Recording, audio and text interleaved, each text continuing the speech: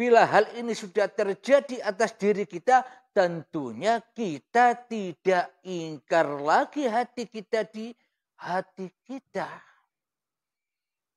Kita takkan pernah mengingkari lagi bahwa hidup ini Allah. Maka dari itu ayat ini coba kita pahami, hayati. Dan ingatlah ketika Tuhanmu mengeluarkan dari sulbi tulang belakang anak cucu Adam. Keturunan mereka adalah mengambil kesaksian terhadap roh. Mereka seraya berkata, berfirman. Bukankah aku ini Tuhanmu? Allah berfirman, bukankah aku ini Tuhanmu? Mereka menjawab, betul, engkau Tuhan kami. Dan itulah saksi kami. Maknanya manusia bisa bersaksi kepada dirinya dan kepada Tuhannya ketika manusianya sudah ketemu dengan man arafa nafsahu faqad arafa rabbahu. Ketika manusia sudah menyadari bahwa dirinya hanyalah wayang diperankan Tuhannya, maka faqad arafa rabbahu, maka ia sadar ia hanyalah dari perwujudan Tuhannya. Maka ia sadar ia hanyalah dari perwujudan uripe Tuhannya. Maka ia akan menyadari bahwa dirinya hanyalah perwujudan dari kekuasaan dalangnya. Itulah yang dimaksud ketika kita mengakui bahwa kita hanyalah hamba Allah ketika sudah ketemu dengan alam kiamat diri masing-masing manusianya, baru sampai di dalam ayat ini. Ketika manusianya sudah melewati man arafa nafsahunya di hatinya. Ketika manusia sudah sadar bahwa dirinya tak bisa apa-apa. Ketika manusianya sudah sadar bahwa dirinya tak punya hidup. Manusia akan menyadari ketika dirinya sudah tak merasa punya kehidupan dan kekuasaan atas dirinya. Maka nyatalah Tuhan yang telah menciptakan dirinya dan nyatalah Tuhan yang menghidupi dan mewujudkan serta menguasakan dirinya di hatinya. Maka nyatalah ayat ini ketika manusia nanti sudah kembali ke rahmatullah lewat pintu baiat atau belajar sendiri, nanti ketemu endingnya dengan baiatul akbar ya syakaratul maut. Jadi tinggal pilih sendiri jalannya. Dengan jalan rela dan ridho menjadi hamba Allah, apa dengan jalan baiatul akbar dipaksa dengan azab dan siksa untuk kembali menjadi hamba Allah saat syakaratul maut menjemput. Diambilnya semua harta-hartanya tanpa siksa. Yang dikumpul-kumpulkan, yang disayangi diambil semua dengan paksa dan siksa. Ngeri sekali. Sudah dipahami ya? Alhamdulillah. Jadi alastu birabbikum qalu bala syahidna itu belum pernah terjadi. Sesungguhnya bila manusianya tidak sadar bahwa manusia itu adalah ciptaan Allah. Selagi manusia tidak sadar bahwa dirinya ciptaan Allah, selagi manusia tidak sadar sesungguhnya hidup ini Allah, selagi manusianya belum sadar bahwa urip iki uripe Allah, maka tak akan pernah bertemu dengan alastu birabbikum qalu bala syahidna.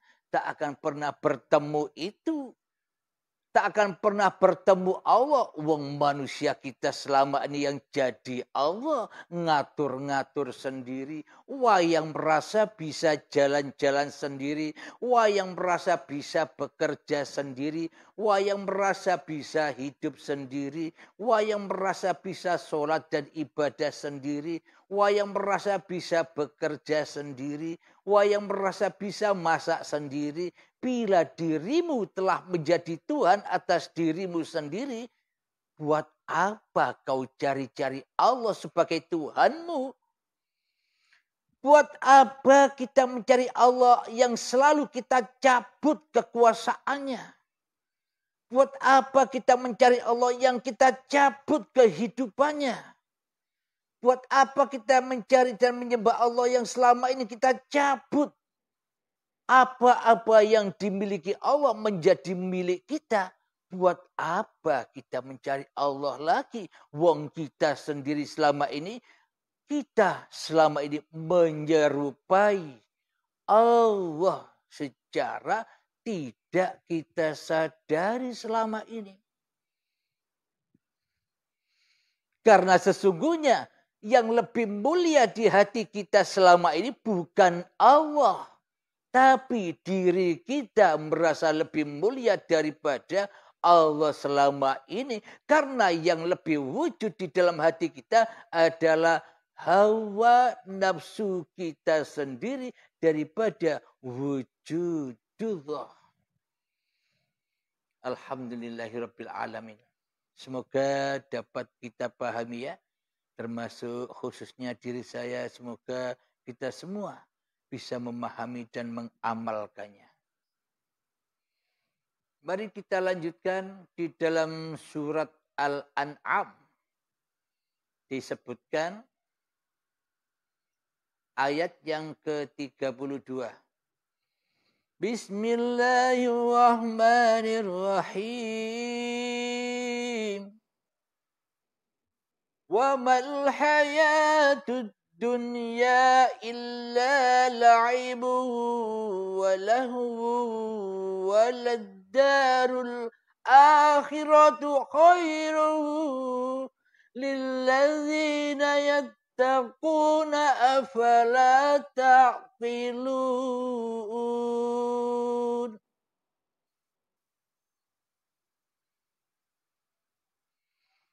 Yang artinya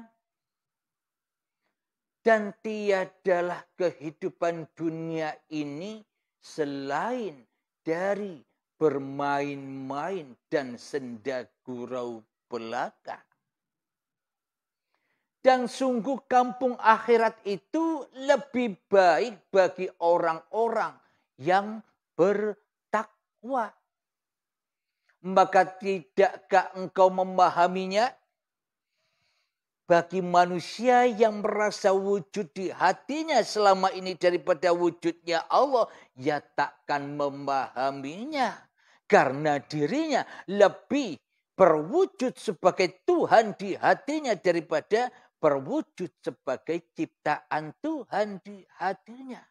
Mana mungkin kita bisa memahaminya, wong kita masih jadi Tuhan, wong kita masih di dalam neraka jahanam, wong kita masih kufur kepada Allah, wong kita selama ini selalu mencabut-cabut kekuasaan Allah di hati kita. Mana mungkin kita bisa memahami itu semua? Jadi selama ini kehidupan yang kita akui sebagai hidup manusia ini hanyalah untuk bermain-main saja. Tidak untuk dikembalikan lagi amanah-amanah kehidupan ini kepada yang berhak. Maknanya setetes air di lautan tidak kita kembalikan ke lautan. Tidak diesakan lagi.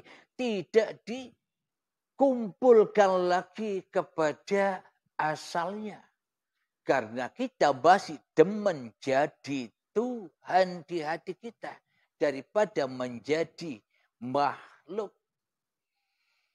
Jadi yang dimaksud kampung akhirat itu adalah ketika kewujudanmu di hatimu telah sirna, ketika setetes air di lautan sudah engkau kembalikan ke asalnya, ke lautan, maka itulah yang dimaksud kampung akhirat.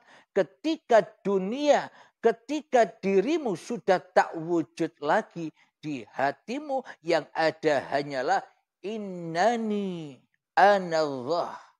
Yang ada hanyalah la ilaha illallah.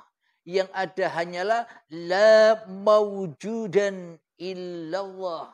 Maka itulah yang dimaksud keesaan Allah ketika manusianya sudah mengembalikan roh manusianya kembali kepada ruhullah.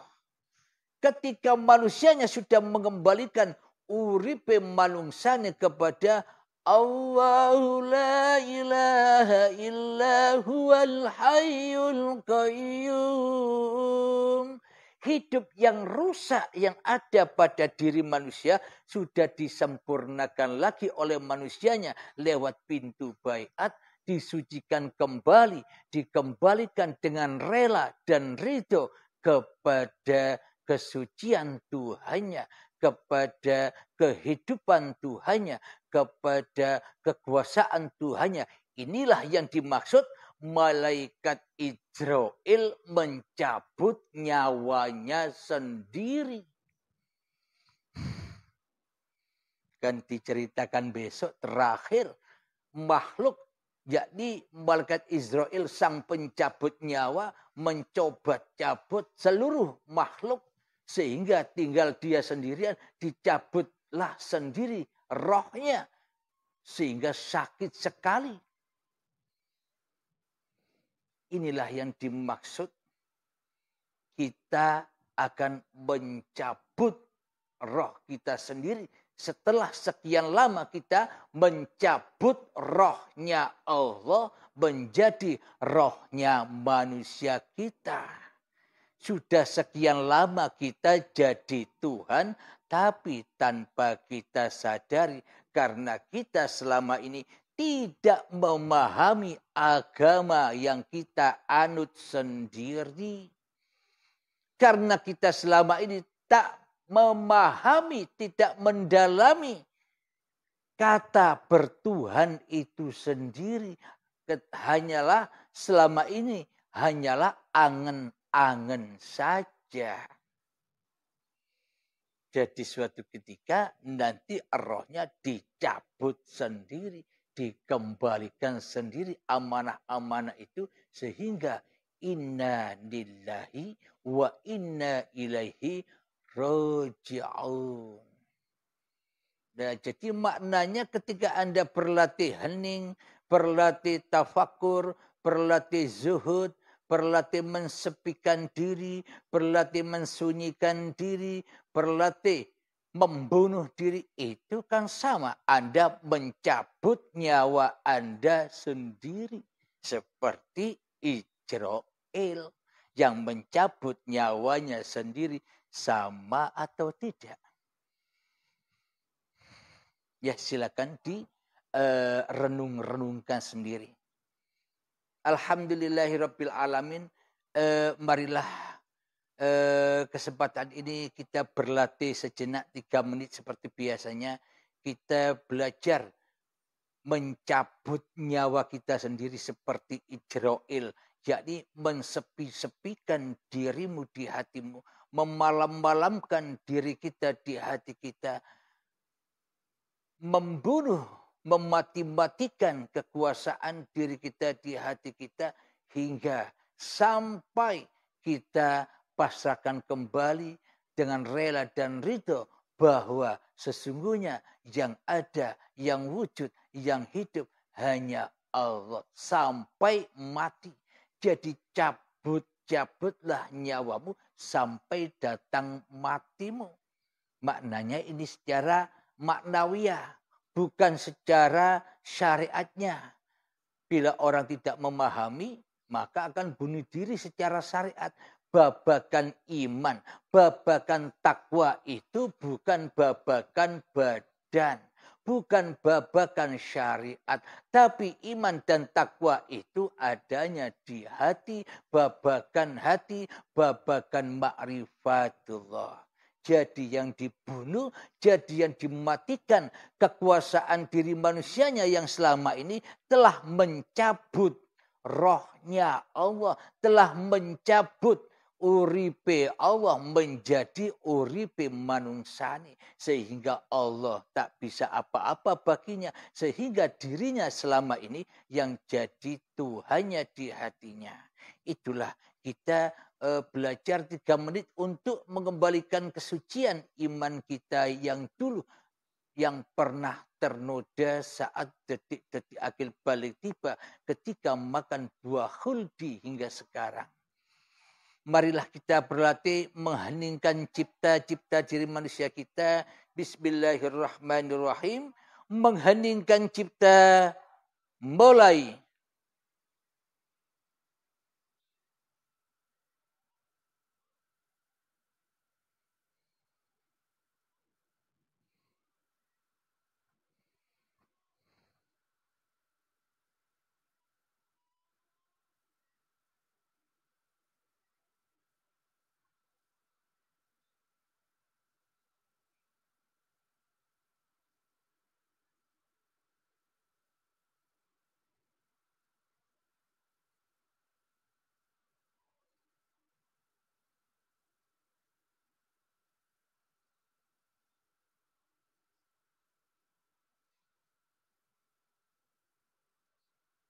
Mengheningkan cipta selesai.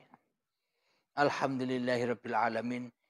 Begitulah bila kita belajar dan belajar sendiri tanpa bimbingan guru atau tanpa yang bisa mengantarkan kepada Tuhannya.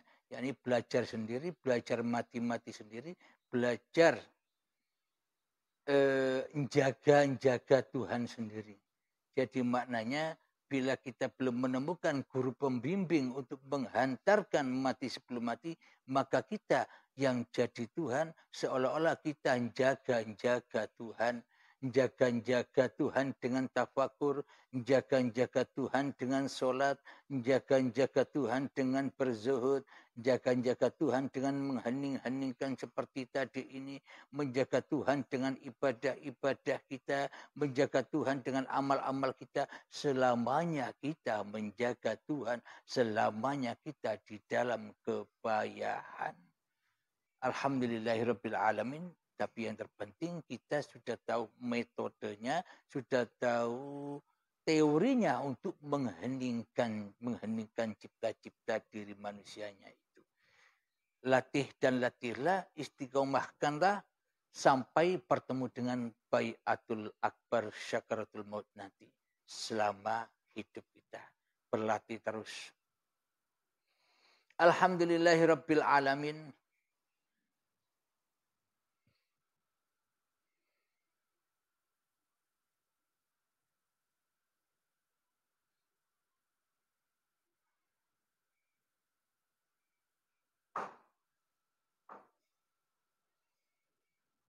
Ada lagi di dalam surat Al-Kahfi yang bunyinya Bismillahirrahmanirrahim. Inna ja'alna ma'alal ardi zinatan laha linabluwahum ayyuhum ahsanu amala. Yang artinya sesungguhnya kami telah menjadikan apa yang ada di bumi sebagai perhiasan baginya untuk kami menguji mereka. Siapakah di antara yang terbaik perbuatannya. Jadi kita dicipta, jadi kita dihidupkan ini guna untuk diuji. Siapa yang terbaik perbuatannya? Maknanya siapa yang paling baik perbuatannya di antara manusia? Ya perbuatan Allah, ya afalnya Allah, yang manusia yang sudah sadar bahwa urip kui uripe Allah. Inilah manusia-manusia yang terbaik. Tapi sangat langkah 10 juta manusia bila dikeruskan banyaknya manusia saat ini 10 juta hanya banding 1 yang terbaik di antaranya. Maka dari itu sangat amat sulit menjadi hamba Allah itu tanpa perjuangan, tanpa kita memutus syariat-syariat manusianya, memutus hartanya, memutus ilmunya, memutus amalnya, memutus cinta-cintanya terhadap dirinya. Itulah mereka yang terbaik perbuatannya karena bukan perbuatan manusianya lagi, akan tetapi sudah menjadi afalnya Allah sendiri. Maka dari itu para nabi dan para rasul membawa syariat-syariat Tuhannya. Maknanya di dalamnya kita dibimbing selalu dengan para nabi dan para rasul kita di zamannya. Yakni apapun yang kita kerjakan wajib diawali dengan niat supaya di awal dan akhir tetap bertemu dengan lillahi ta'ala. Agar tidak jadi Tuhan di hati kita. Itulah tujuan-tujuan nabi-nabi, rasul-rasul dan para aulia didatangkan kepada manusia untuk mengingatkan kembali jalan pulangnya seluruh manusia agar selamat, sentosa, bahagia, aman, damai di dalam surganya Allah, aman, damai di dalam asal mulanya, asal gaib kembali gaib, asal tiada kembali tiada, asal tak nyata kembalinya tak nyata. Allah aslinya, Allah awalnya wujud, kembali wujud. Allah hidup, kembali hidup. Allah berkuasa, kembali berkuasa atas hambanya yang sudah rela, ridho, kembali ke lillahi ta'ala di dalam setiap aktivitas-aktivitasnya. Inilah hamba yang sudah bisa berjalan ke akhirat. Meskipun badannya ada di dunia, tapi hatinya sudah di akhirat. Maka tanaman-tanaman dunia, perbuatan-perbuatan dunia, aktivitas-aktivitas yang ada di dunianya bisa langsung ditransfer, dikirim ke akhiratnya. Maknanya sudah ketemu dengan siapa yang bersyariat sebenarnya, siapa yang bertoreko sebenarnya, siapa yang berhakikat sebenarnya, siapa yang bermakrifat sebenarnya. Tiada lain, dialah uripe Allah. Karena manusia sudah berakhir kedudukan manusianya kembali kepada Sang Pencipta diri manusianya. Alhamdulillahirabbil alamin. Sebelum kita akhiri kajian di pagi yang indah ini, marilah kita gembahkan di dalam hati kita sholawat dzalimin daf'ul bala agar hati kita terhindar dari kezaliman-kezaliman yang akan menyesatkan kita sendiri di jalan Allah.